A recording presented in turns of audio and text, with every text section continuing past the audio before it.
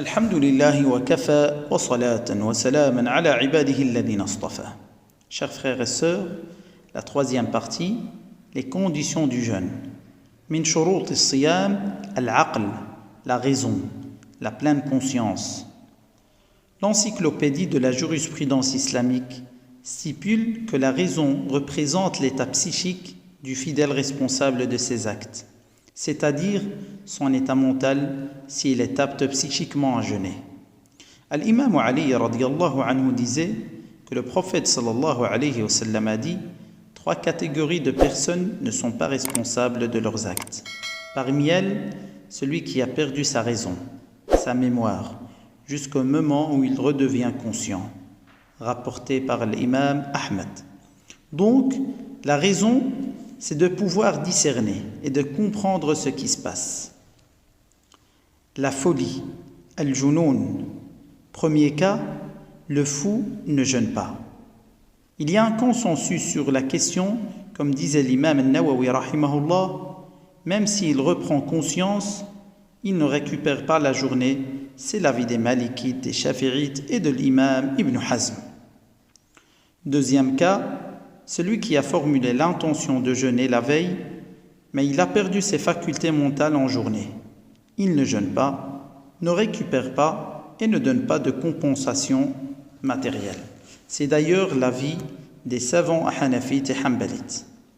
Troisième cas, celui qui a formulé l'intention de jeûner, mais avec perte temporaire de raison en journée.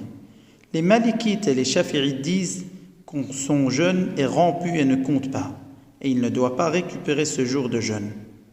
Les Hanafites et les Hanbalites ont un avis contraire. Ils disent que son jeûne est valable. C'est aussi l'avis d'Ibn Qudama al-Maqdisi rahimahullah qui dit que la perte de mémoire, une partie de la journée, n'annule pas le jeûne en analogie avec l'évanouissement. Deuxièmement, l'évanouissement, al-irma. Celui qui perd conscience durant toute la journée, son jeûne est annulé, mais il doit le récupérer.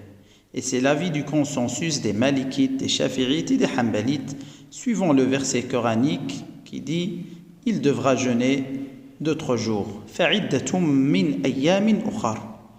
En cas d'évanouissement seulement, une partie de la journée, son jeûne est correct. C'est l'avis des Shafi'ites et des Hanbalites.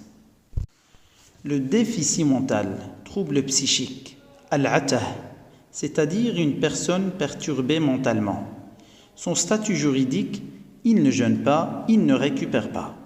Selon la tradition prophétique qui dit sallallahu alayhi wa sallam, ne jeûne pas celui qui perd ses facultés mentales jusqu'à sa guérison, rapporté par l'imam Ahmed. Quatrièmement, la perte de la raison pour les personnes âgées, al-kharaf. Les juristes musulmans sont unanimes, la personne ne jeûne pas, ne récupère pas et ne récompense pas, comme c'est stipulé dans la tradition du prophète sallallahu alayhi wa sallam. Dernièrement, le sommeil, an-nawm, celui qui a formulé l'intention de jeûner, mais qui a dormi toute la journée, son jeûne est correct, mais malheureusement, son attitude est déconseillée et blâmable. Il ne doit pas récupérer la journée, selon le consensus des savants. S'il a dormi toutes les journées du mois de Ramadan, par paresse, c'est ce qui entraîne une certaine négligence des 5 prières quotidiennes, sans oublier qu'il a perdu beaucoup de temps inestimable vu les mérites de ce mois béni. Il n'a pas profité du mois du Coran, de l'obéissance et des adorations. Malgré toute cette négligence, son jeûne reste correct. Mais il a commis des mauvaises attitudes néfastes pour ce rite fort bénéfique pour le fidèle serviteur.